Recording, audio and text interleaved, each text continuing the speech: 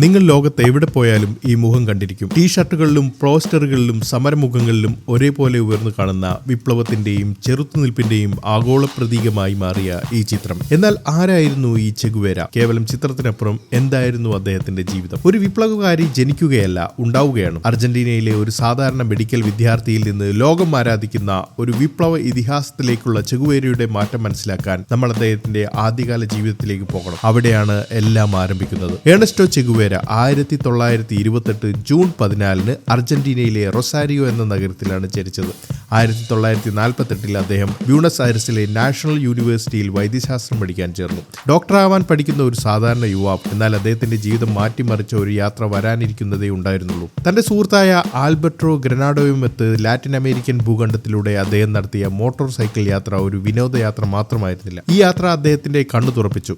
Latin അമേരിക്കയുടെ തുറന്ന ഞരമ്പുകളിലൂടെയായിരുന്നു ആ യാത്ര. ഓരോ ഗ്രാമത്തിലും അദ്ദേഹം കണ്ടത് ചൂഷണത്തിന്റെയും മുറിവുകളും ദാരിദ്ര്യത്തിന്റെ കണ്ണീരുകളുമായിരുന്നു. അതൊരു തിരിച്ചറിവായിരുന്നില്ല, ഒരു പൊട്ടിത്തെറിയായിരുന്നു. തന്റെ ജീവിതം ഇനി ഇതും സാധാരണ പോലെയാവില്ലെന്ന് ഏണസ്റ്റോ ചെഗുവേര ഉറപ്പിച്ചത് ആ യാത്രയിലാണ്. തന്റെ ഭൂഖണ്ഡത്തിലെ ദുരിതങ്ങൾ നേരിൽ കണ്ടറിഞ്ഞ ചെഗുവേരയുടെ ജീവിതത്തിലെ അടുത്ത വഴിത്തിരിവ് ഗ്വാട്ടിമാലയിലായിരുന്നു. 1953 ഗ്വാട്ടിമാലയിലെത്തിയ ചെഗുവേരയുടെ രാഷ്ട്രീയ വിശ്വാസങ്ങൾ ഉറച്ചത് അവിടെ വെച്ചാണ്. സാമ്രാജ്യത്വ ശക്തികൾക്കെതിരായ പോരാട്ടമാണ് തന്റെ വഴിയെന്ന് അദ്ദേഹം തിരിച്ചറിഞ്ഞത് ഗ്വാട്ടിമാലയിലെ അനുഭവങ്ങളിലൂടെയായിരുന്നു. ഗ്വാട്ടിമാലയിലെ സോഷ്യലിസ്റ്റ് സർക്കാരിനെ അമേരിക്കൻ ചാര സംഘടനയായ CIA സഹായത്തോടെ അട്ടിമറിക്കുന്നത് നേരിൽ കണ്ടു. ഒരു രാജ്യത്തിന്റെ ജനാധിപത്യപരമായ തിരഞ്ഞെടുപ്പിൽ അമേരിക്ക നടത്തുന്ന നഗ്നമായ ഇടപെടൽ അദ്ദേഹത്തിന്റെ സാമ്രാജ്യത്വ വിരുദ്ധ നിലപാടുകളെ ആളിക്കത്തു. ആ സംഭവം അദ്ദേഹത്തിന് ഒരു വ്യക്തമായ പാത കാണിച്ചു കൊടുത്തു. അമേരിക്കൻ സാമ്രാജ്യത്വത്തിനെതിരായ പോരാട്ടമാണ് തന്റെ വഴിയെന്ന് ഗ്വാട്ടിമാലയിൽ വെച്ച് തിരിച്ചറിഞ്ഞു. ഈ തീരുമാനം അദ്ദേഹത്തെ ഫിഡൽ കാസ്ട്രോയുടെ അടുത്തേക്ക് എത്തിച്ചു. ഗ്വാട്ടിമാലയിൽ നിന്ന് മെക്സിക്കോയിലെത്തിയ ചെഗുവേരയുടെ ജീവിതത്തിലെ ഏറ്റവും നിർണായകമായ അധ്യായം ആരംഭിക്കുകയായിരുന്നു. ആശയങ്ങളിൽ നിന്ന് പ്രവൃത്തിയിലേക്ക്, ചിന്തകളിൽ നിന്ന് പോർക്കളത്തിലേക്ക് അദ്ദേഹം ചുവടുവെച്ചു. 20-ാം നൂറ്റാണ്ടിലെ ഏറ്റവും പ്രശസ്തമായ വിപ്ലവത്തിന്റെ കേന്ദ്രബിന്ദുവായി അദ്ദേഹം മാറപ്പെടുകയായിരുന്നു.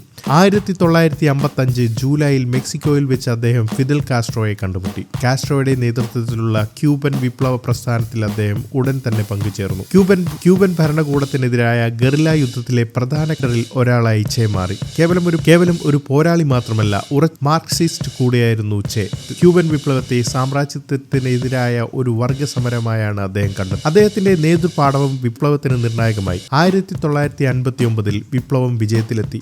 ആ വിജയത്തിൽ ചെഗുവേരയെ നയിച്ച സാന്താ ക്ലാര യുദ്ധം ഒരു പ്രധാന പങ്കുവഹിച്ചു. വിപ്ലവത്തിന് ശേഷം ക്യൂബയിൽ വ്യവസായ മന്ത്രി ഉൾപ്പെടെ സുപ്രധാന പദവികൾ അദ്ദേഹം വഹിച്ചു. എന്നാൽ ഒരു ഭരണാധികാരിയുടെ കസേരയിൽ ഒതുങ്ങാൻ ആ വിപ്ലവകാരിയുടെ മനസ്സ് തയ്യാറായിരുന്നില്ല. അദ്ദേഹത്തിന്റെ പോരാട്ടം ക്യൂബയിൽ ഒതുങ്ങേണ്ട ഒന്നായിരുന്നില്ല. ക്യൂബയുടെ ഭരണാധികാരിയായി ഒതുങ്ങാൻ ചെ തയ്യാറായിരുന്നില്ല. ലോകം മുഴുവൻ ഒരു പോർക്കളമായി കണ്ട ആ വിപ്ലവകാരിയുടെ അടുത്ത ലക്ഷ്യം ബൊളീവിയായിരുന്നു. തന്റെ വിപ്ലവ ആശയങ്ങൾ ലോകമെമ്പാടും വ്യാപിപ്പിക്കുക എന്ന ലക്ഷ്യത്തിന്റെ ദൃഢവും ദുരന്തപൂർണവുമായ അവസാനമായിരുന്നു ബൊളീവിയൻ ദൗത്യം. ചെഗുവേരയുടെ ജീവിതത്തിൽ അവസാന പോരാട്ടത്തിന്റെ വേദിയായി ബൊളീവിയ മാറി. 1966 പുതിയ ഗറില്ല പ്രസ്ഥാനത്തിന് നേതൃത്വം നൽകാനായി ചെഗുവേര ബൊളീവിയയിലെത്തി. എന്നാൽ ബൊളീവിയൻ കാടുകൾ ചെഗുവേരയ്ക്കും സംഘത്തിനും ഒരു കെണിയായി മാറി. ജനപിന്തുണയില്ലാതെ ഒറ്റപ്പെട്ട് ബൊളീവിയൻ സൈന്യത്താൽ വളയപ്പെട്ട ആ വിപ്ലവകാരിയുടെ പോരാട്ടം അതിന്റെ അവസാനത്തോട് അടുക്കുകയായിരുന്നു. 1967 ഒക്ടോബർ 8 CIA സഹായത്തോടെ ബൊളീവിയൻ സൈന്യം അദ്ദേഹത്തെ പിടികൂടി. 1967 ഒക്ടോബർ 8 CIA സഹായത്തോടെ ബൊളീവിയൻ സൈന്യം അദ്ദേഹത്തെ പിടികൂടി. പിറ്റേന്ന് 1967 ഒക്ടോബർ 9 അദ്ദേഹത്തിനെ വിചാരണ കൂടാതെ വധിച്ചു. മാരിയോ ടെറാൻ എന്ന ബൊളീവിയൻ സൈനികനാണ് ആ കൃത്യം നിർവഹിച്ചത്. ചെഗുവേര എന്ന മനുഷ്യനെ അവർക്ക് ഇല്ലാതാക്കാൻ കഴിഞ്ഞു. എന്നാൽ ആ വിപ്ലവകാരിയുടെ ഓർമ്മകളെയും ആശയങ്ങളെയും ചരിത്രത്തിൽ നിന്ന് മായ്ക്കുവാൻ ആർക്കും സാധിച്ചു. ചെഗുവേരയുടെ മരണത്തിന് പതിറ്റാണ്ടുകൾക്കിപ്പുറവും അദ്ദേഹത്തിന്റെ ജീവിതവും ചിത്രവും ലോകമെമ്പാടുമുള്ള ജനങ്ങൾക്ക് പ്രചോദനമായി തുടരുന്നു.